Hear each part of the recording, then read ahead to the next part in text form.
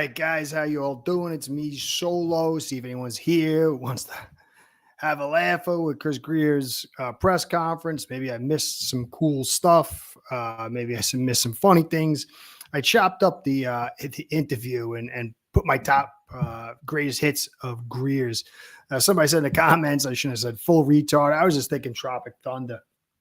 I love Tropic Thunder. It's one of my favorite movies, man. I think it's just a super funny movie. And that's kind of why I put it up there, because it's a comedy event.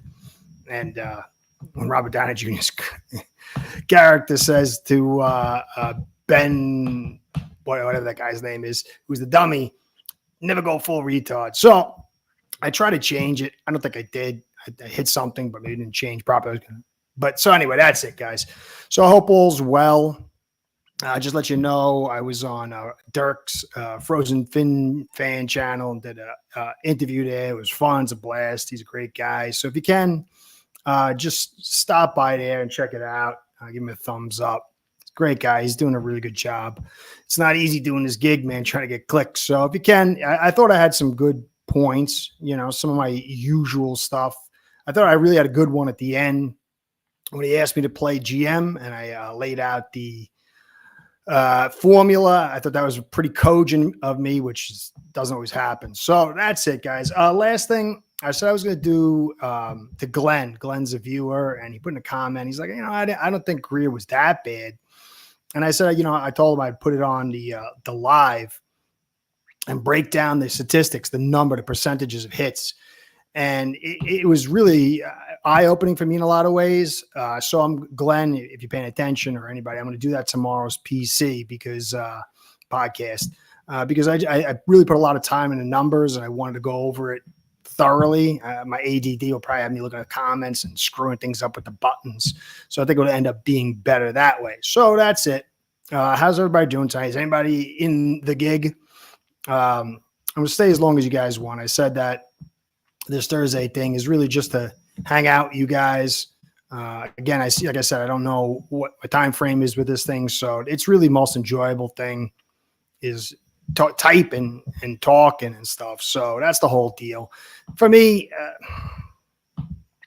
Greer, I felt bad for him in a lot of ways. When I'm in a heat of battle, I kind of get a berserker's mindset.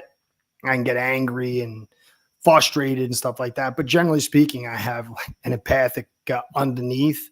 And I really felt bad for him. He just looked like the whole universe was crushing him.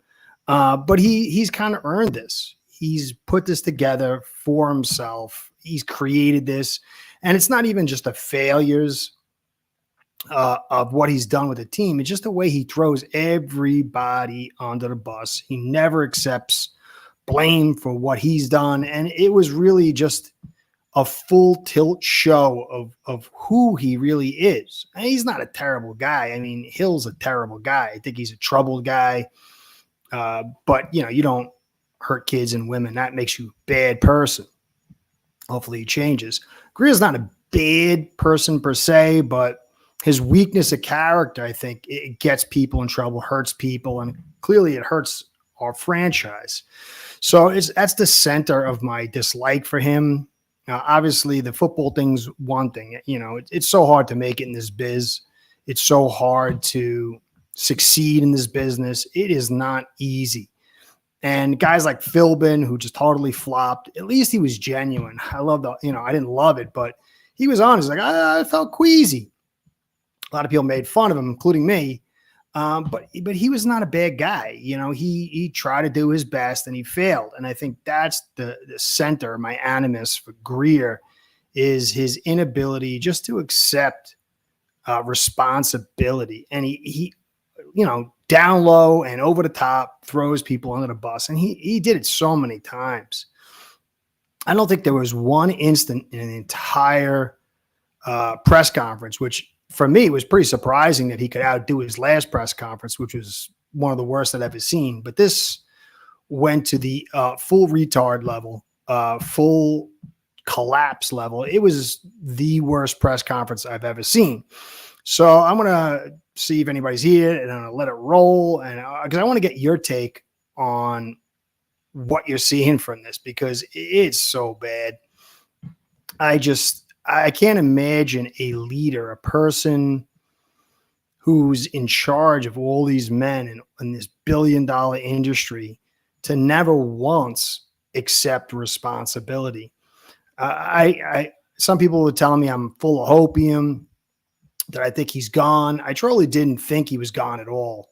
But I had Alf on, who's got contacts. He's a smart guy. He's been involved closely to the league with the team, and he's got press passes and all that stuff. And he really thought that this was Greer's last year. And for me, maybe that was the straw I just wanted to grab and take hold of and be full hopium. I don't know.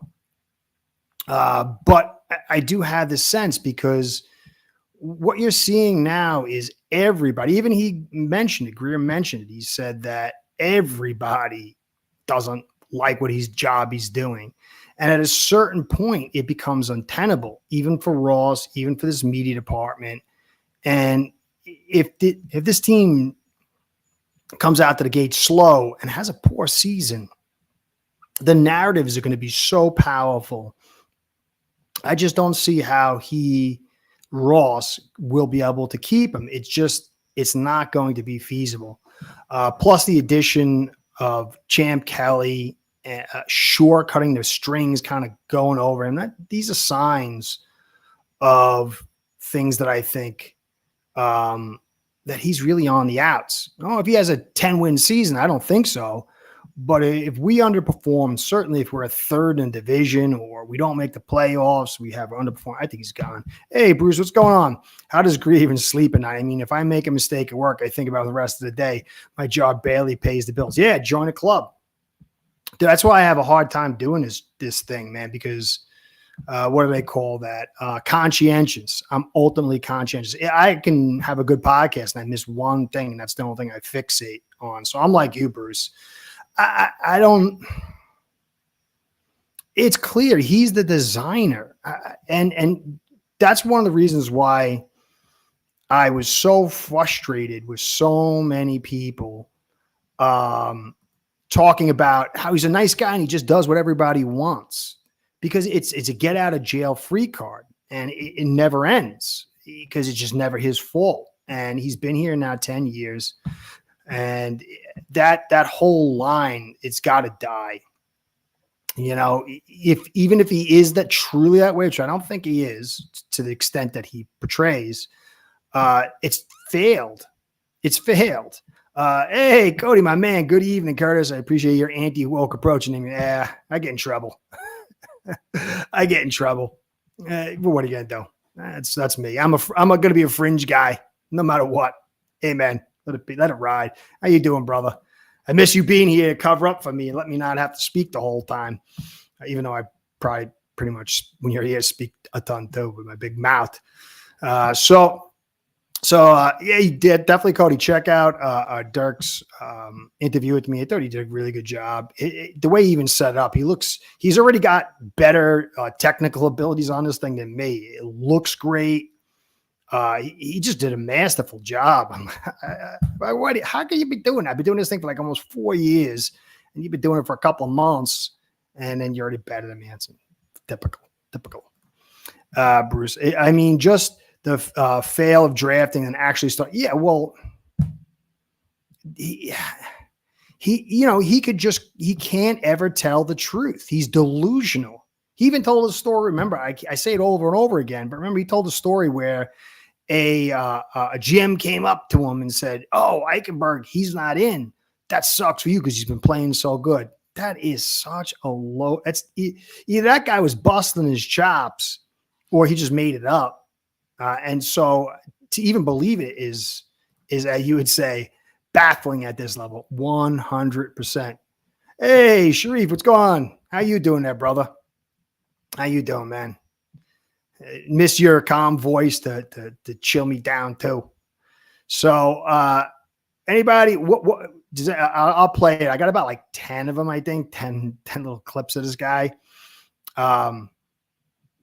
Which is your biggest gripe of, and the sorest spot of that night? What can we really expect to get in return for Ramsey? It's going to be post-June. And so post-June means you're getting next year's draft. Next year's draft means the capital is a little bit higher because anytime you trade for future picks, they kind of go down a level. So, I had somebody saying you're not even you'll get a fifth for him. And I think it's going to be it has to be a post-June cut. And if it's a post-June cut, I think you can get a fourth that could be a conditional third. Maybe I'm hoping, I don't know, but I think that's the case. But you're going to have to eat some of that money. You're going to have to eat some of that money in order to get that, which is fine. Eat the dang money. You're going to have dead cat no matter what. We like the dead cat bounce, For me, it's all about 2002. If we set up right for the next 2 years, 2027 is our relaunch. We screw it up, and it's going to be a big problem. By the way, I hope you're doing well. Enjoy it. Thank you, bro. I appreciate that. You're the elite few that do. I'm doing well, man. I've been lifting the weights and working on my animation. I'm an artist and animator, so I'm doing a side project outside of this thing. And then I'm also doing some Dolphins animation that hopefully will be pre-draft animation. So hopefully it'll be good and hopefully it'll be done. So I'm doing well. I'm past the nervousness of maybe like just not continuing or just even like being overly concerned about numbers and stuff. It's going to be what it's going to be. So I'm in a better place mentally, which is, not a great place because I'm me, but a better place. Considering Ramsey's contract, we're also considering the scarcity of caliber CB. Yeah, I think you'll get a fourth conditional third because he is 31. And, I know Greer likes to invest pick, but, think about that. A third round pick is like around a 30, 40%, depending on where you are in the draft, to get a starting player. And a starting young player is a guy that if he's a good player, you get 10 years out of him. So, a lot, Greer is like to just throw picks around, F them picks. He thought the Rams were ingenious. But I mean, you think about Hill. You got 2 years out of him, and you gave a first, a second, 2 fourths, and a fifth. That is so much young talent tossed away. And so I think a fourth for a team that's contending, and if he stays healthy and he meets certain marks, they'd gladly give away a third conditional. And a fourth is more like a 15, 20% maybe hit. And that's a lot more manageable. Those first, second, and third round picks are big time picks. So I think that post-June, if we eat the money, it could be a fourth conditional third. I think that would be fair. I'm starting to think we're not going. Just starting to. Chris Grier still thinks we probably are. Who knows? Starting to, man. Yeah, I know you're just busting my chops, trying to get me worked up, man. Don't get me worked up. I'm already worked up.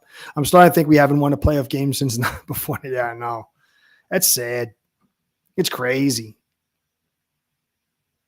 How can you just not say this? Just come up. He could have, look, Greer is so stupid. Just come up and say, look, I saw our window. I went hot and heavy. It didn't work out. I realized I misfired. I'm trying to set this thing right this year. We're going to make it work this year in the draft. I've learned, but he just can't do it. It's not in him. It's just not in him. He's not a leader. He's a loser. And I don't mean like a bad guy, whatever, but a loser blames I tell my son it all the time. I tell myself, if I start like blame, it's my wife's fault. I said, Curtis, you're being a loser, man. You're blaming other people. You take ownership. That's what it's about. That's what a leader is. And he just doesn't have it. That press conference with Greer praising Tariq as a team. Oh my God. And he's all over the place. He's talking about, well, we really, it's part of I got some of the Tariq stuff in there a little bit. Look, he even says, like, we've really vet the character of people. I didn't know this guy when he got drafted. He like broke his kid's arm. And I know somebody that is a little bit in the know. He's a pretty influential guy, and he's talked to some of the people involved. And I don't know what he said is true, and I'm not going to say it because I don't know. But some of the stuff that he was telling me that he heard from people directly involved of that night, there's a lot of like stuff And it's more of the same. This guy is totally unhinged. There's something deeply wrong with him. We should have understood that, and we got fleeced. We got 2 seasons out of him, and that's probably going to be about it. Maybe something this year, but it doesn't really matter because if we don't have any real success, what does it matter? And then you're probably not going to get much next year. But a first, second, like 2 fourths, and like a 5th or a 6th or something. That's a lot of ammo, man. That's a lot of ammo. You could have certainly got a player that's going to last for 10 years with one of those, that 1st or 2nd round pick. And no, he wouldn't have been the stud this guy is, but you would have had him longer and he'd have been cheaper, which meant you could have kept Hunt and Van Ginkel and Wilkins. It's a disaster, man. And for Greer to kind of just brush it off, like maybe he'll be a team leader again. Like, how do you talk about character and right people and then talk? But it's delusional. This is what happens when you're steeped in delusion and you're trying to find blame and massage your mistakes. It's typical Greer. Why does everyone think we will be bad next season when Tua's stats starts are 25-16 the last 3 regular seasons? Sure, if he goes down, but that's for all teams. Well, also, though, remember, look at the talent levels really dropped off. And so it's going to make it more difficult for him. And also remember that in 2025, we caught the league by storm. And then we opened up in 23 and they thought they had us. But then McDaniel got Achane, who was a freak, and added all these exterior attacks with the runs. And we picked up a lot of wins there. But then once they were able to pull it all together and go, oh, okay, so we could play high leverage and take the edges and the deep and the pocket post, and the book got codified, he really struggled. And we had the easiest schedule in the league last year. The division's been garbage. Patriots have been garbage. Jets have been garbage. I think the Jets are going to be tough in a sense, but not, I don't know if they're going to be able to compete with us, but Patriots, I think, are going to be very tough. Look at our games with them. They weren't easy, and they had a pretty poor setup. They've done a lot to add to that team, but even still, you could have the Steelers, getting better. You'd have Bengals. You got a lot of teams, Chiefs, Chargers. It was kind of a sort of a thinner thing, and now I think it's going to be a tougher ride. And the defense, we got so lucky. If we didn't have Campbell last year, it would have been another, it would have been probably a 7-6 win season. So I think Tua with this offense has possibilities, but the offensive line is not going to be good. I mean, how do you expect Daniels with a torn Achilles to come back hitting the ground running? And every win's going to count. Are we going to draft guards early and then have no corners and DT? And then if the defense struggles, that means he has to put more points. So I just think it's going to be a very tough season. Now, if we draft extraordinarily well and these guys hit the ground running, but that's asking a lot. Anyone knows how much extra? Oh yeah, and he I would believe that he purposely did it to make himself look more venerable and like for a sympathy vote, because that just came out of nowhere, right? It's like, where did that come from? Look at all the injuries we had, though. Yeah, okay. So, do you think we're not going to have injuries this year? And so you take out Ramsey, you take out Campbell, you take out Teron. That's a lot of talent. And we're probably going to have injuries again. Chubb, how good is he going to be? Phillips, when is he going to be ready? I don't know. I mean, I hope that'd be nice. Part of me is like, if we just get enough to keep Greer, it's going to hurt us in the long run. But, come game day, I just want to see wins. If Phillips and Chubb get back to full strength along with Chop, at least the pass rush might be decent. Yeah, it could. But when is that going to happen? And it's a problem because unless Chop picks up his run defense, then you're going to have you have weakness interior and exterior. I like Chop. I was still with there's guys out there I'd love to get that good edge setters that can still pass rush to allow him to be the will side edge guy. And that'd be good. I still think Chubb should get it to about 290 and play that 5-4 technique. But I don't know. There's a lot of holes to fill. This defense, without Ramsey, who do you got at corner? We see Kohu at boundary. I don't believe in Cam Smith at all. We don't really have any safeties. It's going to demand Weaver to do more things that he doesn't want to do. And I think there's going to be a problem there. But we'll see. I guess we'll see. Because the franchise is in rebuild. That rebuild has to start at the top to be. Yeah, of course. Yeah. I mean, we all know that. It's got to start with Greer going away. You can't have a guy that's a weasel. Can't.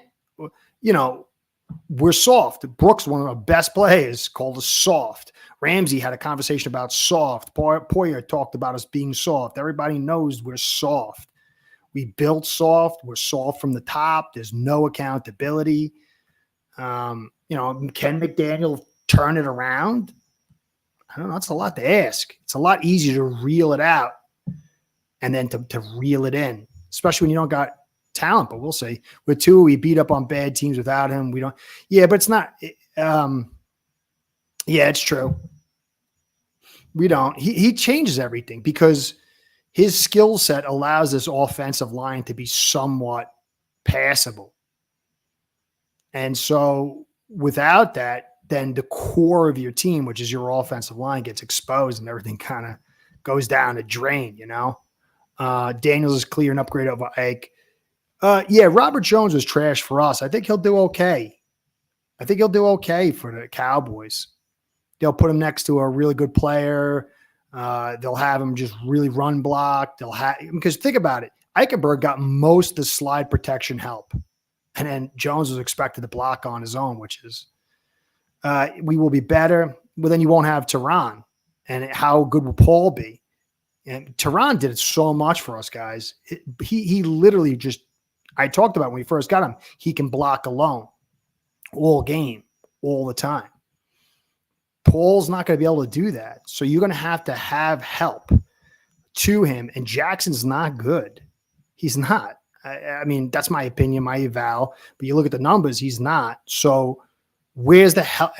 Brewer needs help when it comes to power. Who are you getting for the left guard? The loss of Tehran, at least in pass protection, I like Paul and the physicality to be able to dig guys out better than Tehran, but he can't move as well as Tehran for all our outside zone stuff. But the pass protection, the loss of Tehran when he was in, it's going to be huge. Where do you send the help now? Before you'd be like, all right, we don't have to worry about Tehran. We got 4 other guys we can help. And, every year Jackson goes down. What if he goes down? Who's taking over for him? And how quickly you rush Daniels in. Look at Phillips last year. He got rushed back. Same leg got damaged that he had injured. How quickly can you rush this guy in? And how quickly be 100%? And he struggles a little bit with power. So when will he be back to that 100%? So he struggles a little bit with power. How quickly will he get to the point where he can use his move skills? There's a lot to it. I don't think this offense – I like Pharaoh Brown a lot. I think if you put Pharaoh Brown next to Paul and you got yourself a nice left guard that could dig guys out, you could do something with that. But when Ramsey gone, those first 3 picks, are you going to get guard? And yeah, you'll say, oh, there's guys in the 4th round and even 3rd round. But we say that every year, and most of those guys don't do nothing. Most of them don't do anything. Lots of questions. Is it ACL? No, I think it was an Achilles. I think it was his Achilles. I don't think it was ACL. Am I wrong? I thought it was Achilles. Achilles is the worst to get. I think it's Achilles. It's the worst. You'd rather have an ACL, MCL, broken bone. Achilles is the worst. I don't know how the surgeries now have advanced, but I still think that's the worst. Raiders last year beat Balti and Balti. Raiders almost beat KC at KC. All the NFL teams, they can, but they're division opponents too. I mean, well, KC is, and they got out physical the Raiders. And that plays a big part. They had a quality offensive line. They had a nice defensive front. They could stop the run. And they ran the football very physical. He was awful versus Green Bay, I think, if I recall. And he missed 3 games. But the rest of those games, he was one of the best in the league. He wasn't really one of the best in the league. It's because we threw so fast. But for our unit, he was pretty darn good. I think you're going to miss him. And I think that maybe Paul could be more balanced and eventually be the guy. We'll see. But I think you'll recognize the difference without Tehran, because so when you're game planning and you go, oh, I don't have to worry at all about helping Tehran. I don't have to worry about that side. And you just focus all your pass protection help to play calls and scheme and personnel to the rest of the guys. And Brewer could do on his own sometimes when it was thrown fast. It's totally different. But now you can't. You're going to have to help Paul. Not early. I mean, we'll throw fast, but when that clock gets to 2-2, 2-3, he was breaking down a little bit, and he's going to have a lot to learn. He's still young. So I think that people will miss Tehran. I think they'll ultimately miss Tehran. Vince play AFC North and AFC South this year. This travel won't be an excuse. No. They got some tough games, but we got to see, who gets injured, who doesn't, how they draft. I think it's going to be a tough season. I think this team, you can't lose Campbell. There's nobody you're going to get to replace Campbell, like in the locker room he was phenomenal. Phenomenal, man. Who are you going to get? Even one of these good rookies. It's a lot to learn on the NFL level. I mean, Wilkins was a pretty damn good prospect. It took him 3 years. So I just think that I think we have to be realistic. If they overcome what our expectations are, then we should be impressed. But I think it's not. I think it's going to be tough. And, because we always want to believe, oh, yeah, Storm Duck's going to step up and Paul's going to step up. Maybe. We don't know. People will talk big high on Jackson. They're going to get a chance this year to see him in his full glory if he stays healthy. But he's never been, you're going to have to be physical. You're going to have to, because look at the corners over with the Patriots. They're going to be good defense, man. And Vrabel's good, and the Bills are going to be good. And so it's not going to be easy. But if we overcome it, then hey, man, I'll turn my take on Greer. I'll turn my take on McDaniel, but I just think it's going to be tough. Greer not building a winner is number one reason Ramsey wants out. I don't know why. Probably. He probably sees this whole thing as a total crap show, but he's just not a real winner either because he's a mercenary. But you paid a 3rd round pick for him for a year and a half. That's what you did. You paid a 3rd round pick for a year and a half and $25 million that you could have used on. You could have taken that 3rd round pick and rolled the dice for somebody and kept one of these other guys. Oh, I don't want to pay 24 for a Hunt, even though you could have gotten him for 16 and 22. Well, you'd much rather have him now. Oh, you didn't want Wilkins for 24. Well, you could have had him for like 22, 23 in 22. Well, we had no desire for Van Ginkel. The only reason he came back the first time was because of Fangio. So, no, I don't blame him, but you got paid big. You won your Super Bowl. Come here and be a leader. Do what you need takes to win. If you got to play free safety, do that. But he's a mercenary, and we invested in mercenaries. We invested in guys of low character, and we invested a guy in Chubb that had an injury history. All 3 of those investments just from a cap standpoint. I mean, you're talking 25 for Ramsey, 24 for Chubb, and like 25 to 30 for Hill. That's like 80 million. That's a lot. Campbell only played 60% of snaps, relying on him, assumed to be 39 is not a loss. If you didn't have him, you would have lost last year. That 60% was huge. And if we wanted to pay him $2 million. If you take him out of last year, this defense would have been a joke, an absolute joke. You know, he might have only played 60%, but that 60% was huge. How many big plays did he make? How much did he free up Sealer? He was used in very critical situations and made some big plays. I don't know. To me, I understand you got to move off him, but the cupboard's barren with him gone. You know, I would much rather have had. He couldn't play anymore. This is no way we could have paid AVG when Phillips and Chubb projected to come back. Well, we shouldn't have gotten Chubb to begin with. That was my take. But we already didn't want him. There was no need for Chubb. You had Van Ginkel.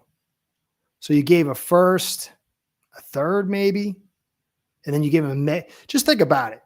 You didn't want to pay, if you're on the team, you're drafted by Greer, you're Van Ginkel, you're doing really well, 5th round pick, or you're Wilkins, the first pick, 13th overall, and you're playing 1,000 snaps a year, or you Hunt, you know, and you don't get your money. They're trying to lowball you. They're trying to think that you're going to step back at 23 and then they can undercut you. But then they bring in Chubb. They pay a first and a third, I think, for him, and then immediately give him like $24 million a year. It's like, that's crazy. What do you draft the guys for? You know, like why would you? But Greer thought Chubb was the better go, even though he's ultra expensive. He didn't think Wilkins was all that good, although I said he was probably going to break his sack total that year. I said that before that year happened. And then he said he bet that Hunt wasn't all that good. And both of them proved him wrong, even Van Ginkel. And so, you know, but it's not after the fact, it's before the fact. Like I'm going to get into his thing now, but he was like, well, that's what happens when you have a lot of high priced players. Well, you signed them all. You spent 2 first-round picks on Waddle, and he had to get a $20 million contract. You spent practically the whole draft on Hill and $30 million. That's 3 first-round draft picks and $55 million for 2 receivers. You did it. You got Ramsey in here. You got a Chubb in here. You know, you bloated this thing by pushing the money forward. So I don't know. That's just my take. AVG was not even a starter in 22 to start that season. He's a scheme fit guy for certain defenses. He fit us with Fangio, and he had a pretty good season in 22. I did film on him. I said, this guy is really a stud. I'm on the record as saying that. You know, I said we should have kept him. I said we should have gone with him. I said he was a perfect physical edge player opposite Phillips. You know, that's what I said that. You know, that was my take. It wasn't post facto. I'm not always right, but he was, I did a whole study on him, man. And like, I was so impressed. I think it was 2020. I was really impressed with him. I know, or 2019. I can't remember. I did it, but you could see it. The guy would have been a quality player for a low price, guy you drafted in the 5th round. I don't think he's maybe in a certain way, but Fangio moved him to middle linebacker. He played well. He had a great season. So he went from Flores, Boyer, and then Fangio, and he was successful. You got to build around the good players and find. I'm sure Weaver could have definitely found a place for him. You could have definitely found. I mean, this guy's. Hey, what's up, Dirk? What's going on, brother? That's my take. Fashionably late. Yeah, that's all right. Don't sweat it, man. Oh, yeah, he also traded. Yeah, that's in part of my thing. Yeah, we traded his 2nd-round pick for Rosen, and we missed on that really good guards for the Saints. They took him. And I think it was a second and a fifth that for Rosen. And he was gone. And in a third for Dieter. I'm going to go through it all tomorrow. I got the whole thing, man. His hit rate is crazy low in the drafts.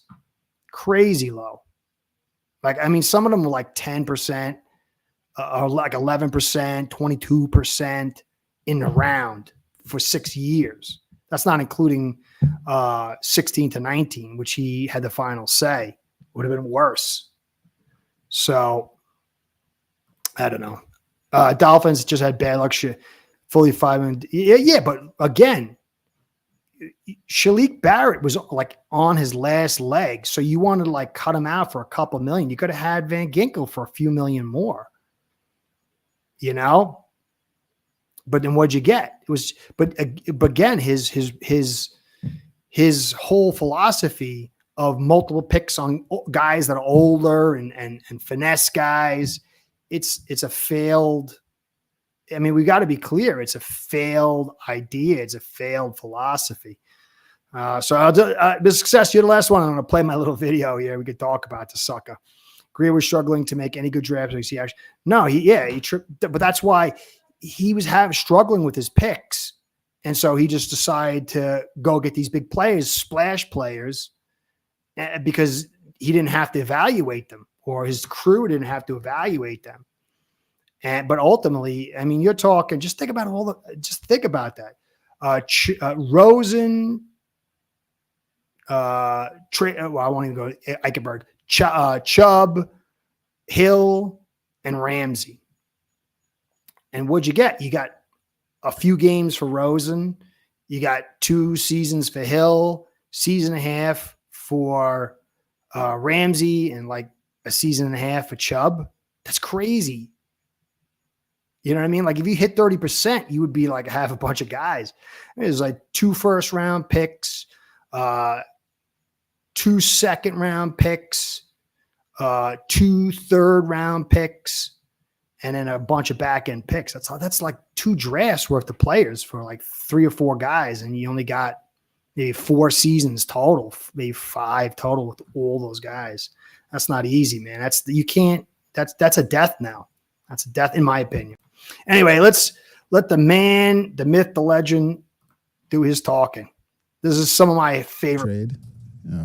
So we went through the process, and I just felt that after numerous conversations and then talking last week with Jalen and his agent, that it was best to move forward, and it was best interest of the Miami Dolphins and for Jalen Ramsey.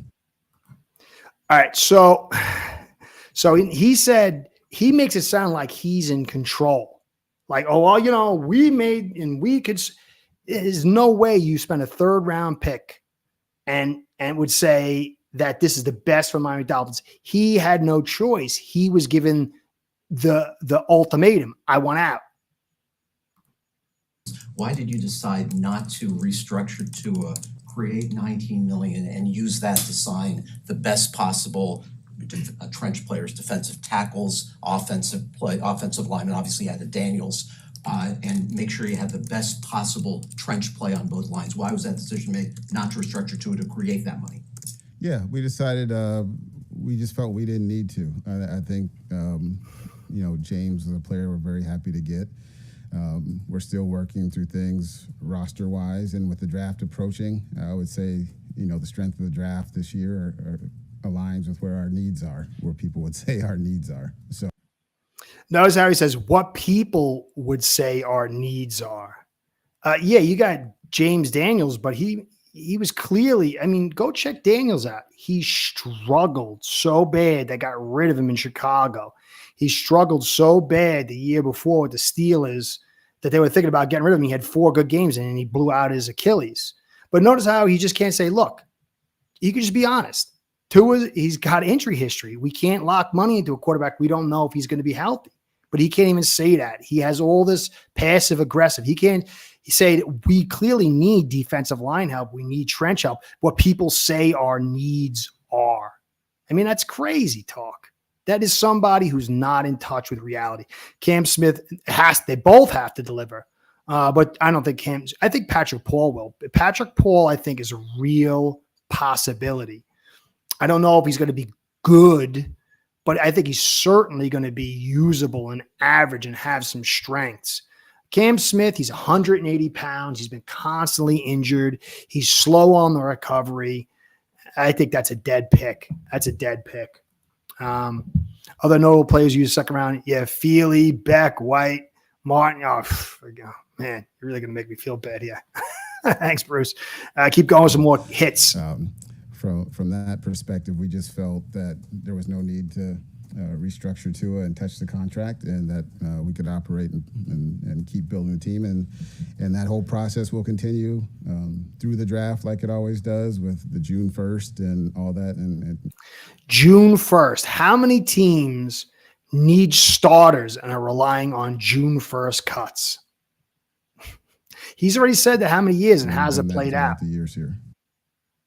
He was a good player for us. He's a good player. He'll probably be a Hall of Famer here. He's talking about Ramsey. He's probably going to be a Hall of Famer here. There's no way on earth if he goes to the Hall of Fame, he's going to come in as a Dolphin. He's going to come in as a Ram with his Super Bowl, or maybe Jacksonville. That's delusional. Is Tyreek another piece that might be possibly moved during the trade or after the trade? That is not anything that we're pursuing. Like I said, who knows, if someone wants to come and give me 2 first-round picks, then we consider it. He's not pursuing because no one's pursuing him. No one's trading anything for Tyreek. And, he's saying the 2 first-round picks, but that's truth is nobody wants him. Who's going to want him? So Greer's right, though. This free agent class was weak. So many football players got overpaid. Glad we did not overpay. Pages Cleo overpaid. Maybe. I don't think they overpaid on a lot. It depends. I think there were some guys that got out there that were pretty good. Some they did overpay. I didn't like some of their additions. But if you look at some of the structurings, they had a lot of free money this year and next year and a year after that. And they wanted to jumpstart the regime, and they can get out of some of these guys. So yeah, they might have overpaid, but the way they structured it, they're not going to be bound by it. But I think so. They did some good work though in the free agency. I still think they got a lot of holes. But they didn't have these long-term contracts, except for the guy they got from the Eagles. He was a big time, but he's a little bit of a risk. But they invested, so we'll see. Let me see. After the season, Patrick Paul position will feel let's hope not. I like the kid a lot. I like that kid a lot. Hey, Cat for life. Greer's contract with the Miami Dolphins was extended through 2030. While the exact of the terms are not publicly disclosed, Boss Ross always buys out the last 4 years. 26. Oh, gosh. Can you imagine him being here to 2030? I couldn't even do this for that long. That would be like a horror show. Well, maybe he'll prove me wrong. Yeah, well, we overpaid. But it was so they overpaid in money, but they didn't lock long-term stuff. A lot of that stuff's getting put forward into their cap. Yeah, we overpaid with Hill in both money and picks. And then obviously with Tua, we did overpay because of the injuries. I still think the kid, if he didn't get injured, but you didn't really do anything for him to protect him. So, we got robbed. Yeah, we got robbed by Hill last year for more ways than one, I always feel bad for people and definitely fell for Greer and Oppressor, but he's toast and it's inevitable. Hey, what's going on, DGs? I'd only trust Howie to fill all the holes we have, and that would be big. Oh, yeah, big time. But you notice how Howie came out and said that this is one red flag that we won't cross, and that is domestic abuse. And so remember, Greer was like the nice guy and he loved it, but he had to know Hill's huge litany of problems and signed him. Howie's the best, though. I like the guy, the Lions guy, too. He's doing a real good job. Please tell me you saw Louis Riddick on First Take. No, I didn't. I got to check it out. Stephen A. grilled Riddick and told Riddick if everyone is jumping ship, perhaps because the QB Riddick agreed and Louis Riddick is a Tua guy. Well, you can't not. Well, he's not. He's a Tua guy, but he also knows the injury history. It's not tenable, really. There's no way with his injury history you can ride with that guy. There's no way. So I don't think that means so much that he's saying, oh, the guy sucks. He clearly has some weaknesses, but I think it's the injury history. That's too much. It's a bridge too far at this stage. Let me get some more Greer classics. I'll get to you guys' comments. How much of an effort, pardon me, how much of an effort was made to re-sign Calais, and in the end, was it just purely financial considerations that led to him leaving for Arizona? Yeah, no, we had talked to his agent a couple times throughout the spring here in the off season, and yeah, we made him an offer, and ultimately he decided to go play for the team that drafted him. So he basically said to him, "You held our team together. We're going to offer you $2 million."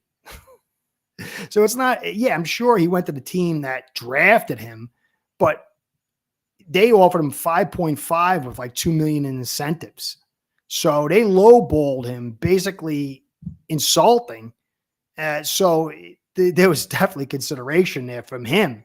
But I don't understand how you can't pay that guy. Even if he played 50% snaps and you pay him 4 million or 5 million, because remember, you get the tax exemption here, which might have made it close to what it was. You could have paid him 3 million with maybe 3 million in incentives, and then you get the tax bonus. I don't understand. That's I don't know. That's crazy talk. Two is not overpaid. His contract is 10 and 12. He's overpaid. No, he's not overpaid for a guy with his commensurate of his talents. He's overpaid because he can't stay healthy, and he's such a concern. I think the kid could play. But the injury part is he can't, every time he gets hit, you got to be nervous for it. So I agree with you. I definitely do. But I also think you can't have a guy that's injured, and it's just too much money tied up. Press conference was basically letting you have to know we open for business. Yeah. Injury history. Yep. Kirk Cousins got $100 million guaranteed off an Achilles injury at 35. That is true. That is true. That was a little crazy too, though. And then they move off him. It's crazy. Two isn't overpaid. LO. Okay. Look, it's hard to find quarterbacks. Quarterbacks are extremely expensive. They're all overpaid. I mean, you're lucky if you get a guy like Mayfield who was got like 35 million or something like that. That would have been sweet. But anyway. Would you label this at least a soft rebuild or reset? No, that word has not been brought up at all. We have a lot of really good football players on this roster still at some places that impact games. So that word has not been used at all. That word's not been used at all. We got some really good. And what best is when he goes, we'll get it to the next one, when he talks about leadership, his leaders, and he can't even figure out who they are. I can't even name them. Are you confident that you have the leaders in place to, I guess, achieve the desired results in 2025? Yeah, no, that's a good question. We do. And some of the players we added are quality human beings and people that have been leaders at other teams. It doesn't sound like a certain guy, does it? But I do think in-house, when you have guys like Zach Sealer, cricket sounds. You could almost hear the crickets. Just to name a few, you could say Tyreek. And then he says Tyreek, the guy who quit on you last season and got done beating up his family. That's your leader. That's his next go-to leader from Steelers. Waddle, Alec Ingold.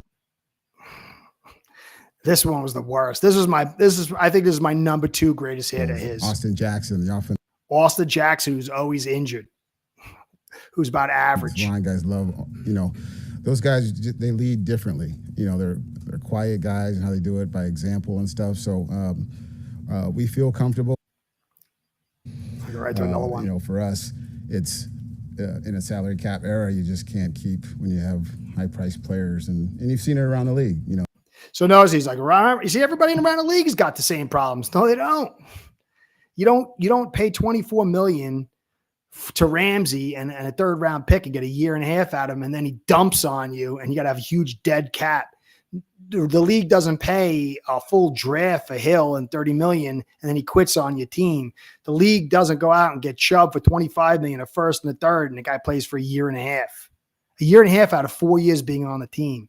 But he just can't own up to it. He's got to push it to the league. The rest of the league's just like me, you see? The other team. So I think we've drafted a few guys mid or late who've, been okay. But Christian is probably the biggest one. Christian Wilkins, 2019. Corner Xavier is probably the best. 17 or 16? One that I've drafted. We've had a lot of success with some late round guys and for the Cater Kohus I Nothing in the middle rounds. drafted and stuff like that. Cam Smith needs to come through. And why would he just throw Cam Smith under the bus here? He wasn't even talked about it. At the end of the day, he's got to stay healthy and be on the field. He has shown some flashes, but this is a very big year of him. He knows what's expected because he can't hold his hand and wait for him anymore. And offensive guard. And Cam Smith had off the field like personality, character issues. So he drafted him second round. A lot of people thought it was a reach, and it was. I think the last time we really went were Austin and AJ. Austin and AJ. Austin and Rob Hunt. Sorry. Well, Paul? Doesn't even remember Paul? I think the guy's totally shook. And Liam. We were probably.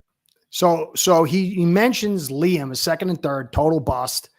Austin Jackson overdrafted, pretty much a poor usage of your pick. And then Hunt, the one good guy you let walk. The last three we've drafted, and they've all been players that have helped us win games here. And they all helped us win games.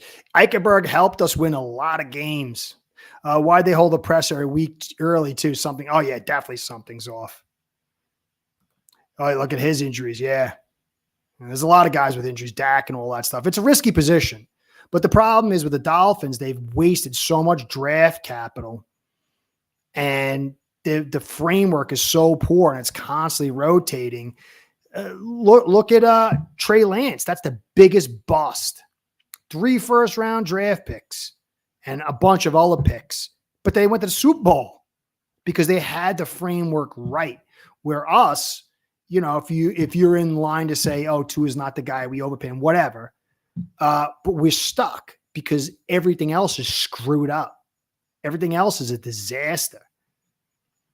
And that's the problem. And Chris Grier can't come to it. I mean, just think about it. He's talking, when's the last D tackle you drafted that was good? 2019. When's the last good cornerback you drafted? 2016. That's crazy. Would I say I'm perfect? No, I'm not. I said. And he no. And he names the 3 offensive linemen, and 2 out of 3 were bad. The opposite of Meatloaf. GM is perfect. What's going on with Jalen? Where do you kind of view the team's culture now and going forward? No, again, it's when people are studying culture and talking about it, it's always interesting because this is after guys were not showing up to meetings. Your player quit on you, and now your other top player wants out. He just can't say, yes, we had a culture problem. We're going to fix this. This is not acceptable. He just can never, ever, ever accept responsibility. You take snippets of what it is or what one person says, and you never know what snippets. Brooks, your middle linebacker, Ramsey, who wants to get out of here, called you soft. Poyer said the league sees us as soft. See, this is the problem with Greer. He's disingenuous. And I think that maybe he's lied so much that he lies to himself. People have going on. We feel good where it is. Like I said, Mike, when he first came here. Notice now he's going to blame shift. Now he's going to go say, I'll finish it here. Had his way of how he wanted to do things. And this has been a steady build of doing it to the way we want it done. So he blame shifts to McDaniel and says, well, McDaniel came in, he had his way, and that's the reason it's all the way it is. But now that he's doing the way we want, we're going to get it right. So he just threw McDaniel under the bus, blame shifted, and took no responsibility. He basically threw McDaniel under the bus. Obviously, last offseason, you kind of made the decision to pay a lot of your core guys, Tua, Waddle, Tyreek, Ramsey. How do you look at that a year later, given where we are with Ramsey and Tyreek's year? Yeah, I think those decisions are always independent of what it is. So he overpaid, screwed up, locked in a guy who wants out, and he locked another guy who wants out. He can't say, oh, man, he just says it's layered. You can't look at it the one moment. It is. They had earned They had earned that money.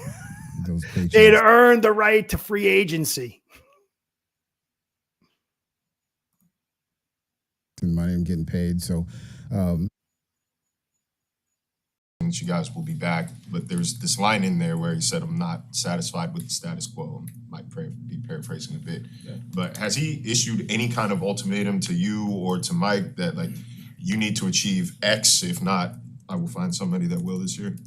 no, there's been, but listen, No, there's been, but he's shook. I'm sure that's not what he meant to say, but he is shook.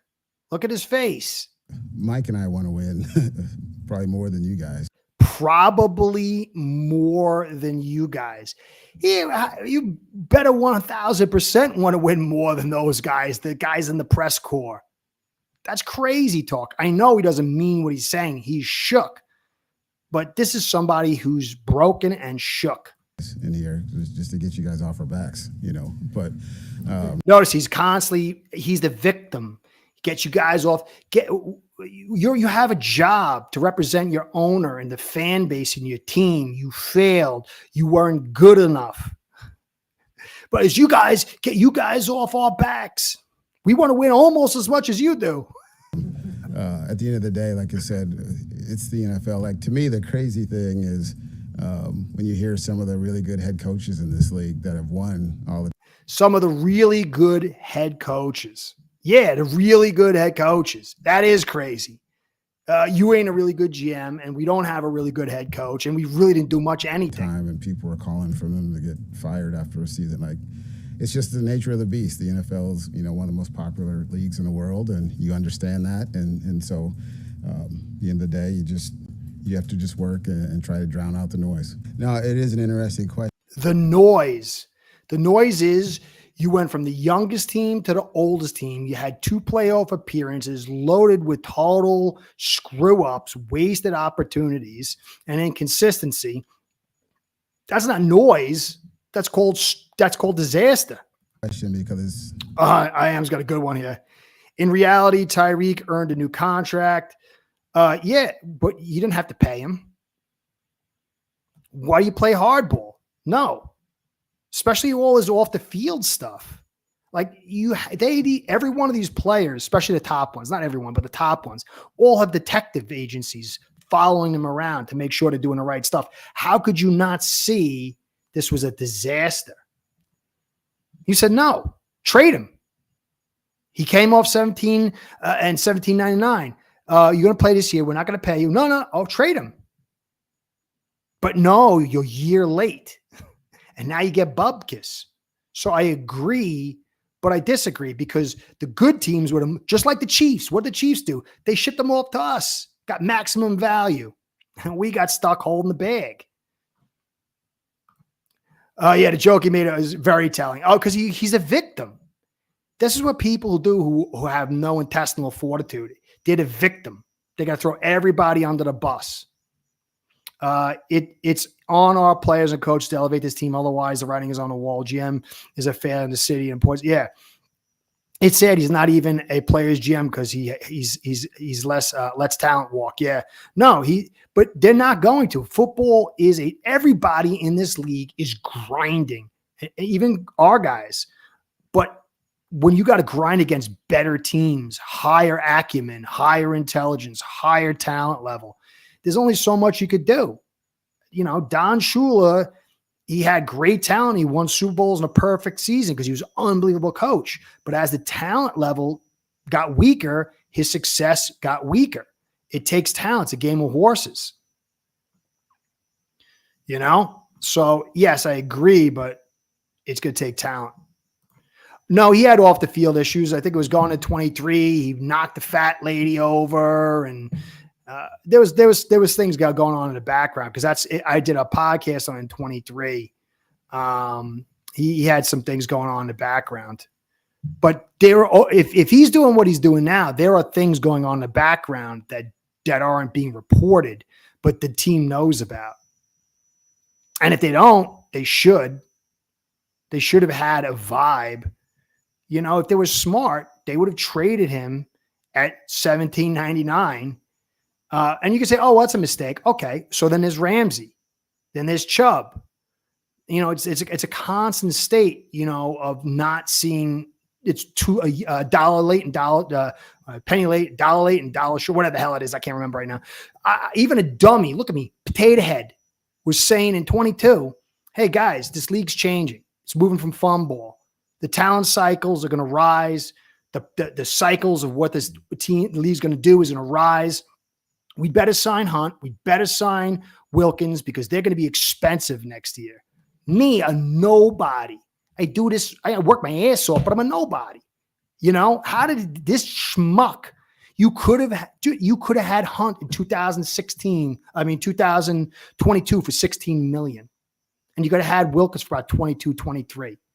And nobody over here is telling you that the positional value is going up because the cycles are shifting. I'm a nobody, dude. You know what I'm saying? Literally. How does this moron not see that among everything else? Hey, we want to tank this year. Let's go get Fitz. Oh, we got a rookie coach. He's a schmuck. And Fitz sucks.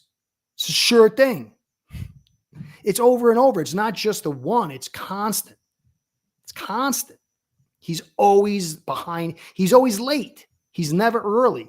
He's always copying other people's ideas, and it's a poor pastiche. And this is what we always have over and over and over again. And so I agree, but I disagree. know how I work with coaches. So I've had, 3 different coaches. So now it's I've had 3 different coaches. Excuse number 75. I really wanted to go through the whole thing and make a clip of every excuse, and every time he blame shifts, it would have taken me for hours to freaking edit it all. Here. And it is interesting, and they all have different types of players they like. So it's the adjustment. But I think we do a lot of work, vetting backgrounds and. So we do a lot of work vetting backgrounds, but we're going to get Tyreek, who broke his kid's arm, strangled his girlfriend at the time, and had all the issues on top of that. Yes, sir, Abe. We'll see you Monday, brother. 100%. You're one of the men, man. You got put up with me. Well, that's what I've been saying. I call it dentist snakes. I even had this. I have a video clip of Omar Kelly referring to me, saying, I don't know how you can call Greer a snake. He's not that. I got the video clip. When I was popular in 21, call him a den of snakes. Snake. Guy should have a tongue going. Personalities of players. And I think that plays a big role in the success of people because this is my favorite. This is my number one. So myself, I think for me, sometimes maybe I defer too much. So he's blame sure. So maybe I defer. So maybe I rely on other people's wisdom and their choices, and I get screwed up because I don't go with what I want, which is the right thing, and I go with what they want. And I've talked about that, and that's probably the one. He's talked about it. Yeah, he's fed the BS line to all the media so they can keep saying it. So all the fans go, it's just Greer. Flores was the bad guy. He was in charge, and he just did what he wanted. Meanwhile, they don't report that he cut Van Noy to spite Flores. This guy is a snake. Snake. One thing I've learned that as I've gotten more, this is his 10th year. So it took him 9 years to learn this. Just along in my years. So at the end that's what he learned after 9 years. I'm smarter than everybody, and I rely on other people too much. And if I only had done what I wanted and not what they wanted, then we would have been in a great spot. Greer to extend Connor Williams after 22 season after he was threatening to hold out. He did something right, but that was only because of an injury. That was luck. That you could never predict that. But also, Connor came back in. That knee that he got injured was already injured. And he came back early to help the team out. I think it was Eichenberg rolled up on him. So it was the right decision through sheer luck and through the guy coming in on a weak knee that got rolled up and doubly damaged trying to help the team out. Probably trying to make himself money too. But it was the wrong decision. 100 times out of 100 or 99 out of 100. Guy wouldn't have got injured. So, it's won through luck. He has no vision of his own, no back. No, none of that. Look at the winning franchise like Steelers since the 70s. I know if a defense is tough, and they rinse and repeat. Yeah. He tried to copy the Rams with F them picks. He tried to copy the 49ers with no offensive line, but it's not like he doesn't understand. Like you say, oh, the 49ers, they don't really believe in their offensive line, but look at them now. They're investing. They got what's his face in the third round was unbelievable. And they have Trent Williams as a top 5 Hall of Famer, all-time tackle. And then they had Mack the years that they were really good. But he doesn't understand that. And then they had depth. And then they were way better than what we had. Look at the time to throw. It's like 2.4, 2.5 or 2.6. And they run inside and out. Totally different. Our offensive line was, Connor and Hunt were phenomenal. And Toronto was healthy, was phenomenal. But the depth was trash. The left guard was trash. The right guard was tackle was trash.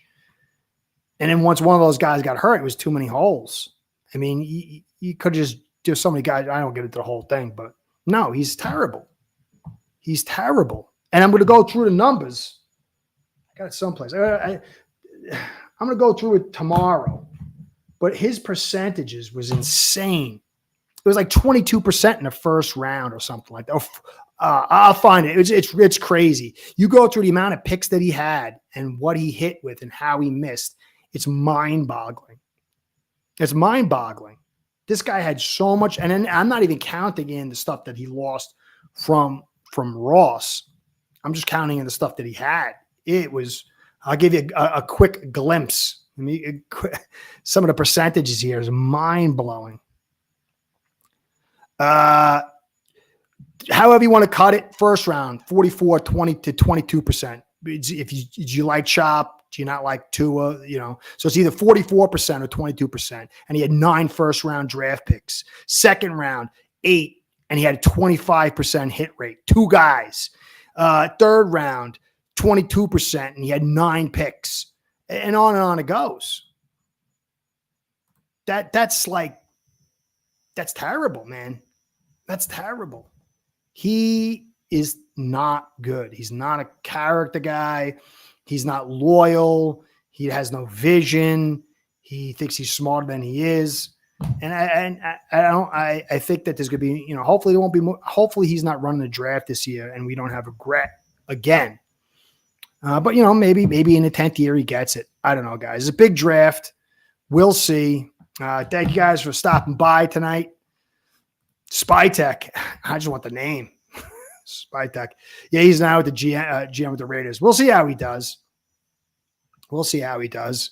I don't think anybody of any real note wants to come here because Ross is an interferer and he likes Remember, Ross even said it. There's quotes of him saying, I run this with a corporate structure. I love division of voices and collaboration. But what collaboration is, nobody's in charge. Collaboration is great as long as one guy is making the choices and he's totally in charge. Spytech, I like that. So anyway, I hope you enjoyed. Hope I didn't go on too long. I appreciate all you guys do. Hope you enjoyed this. Unfortunately, I guess I shouldn't have called a full retard. I guess that's a PC or something. I don't know.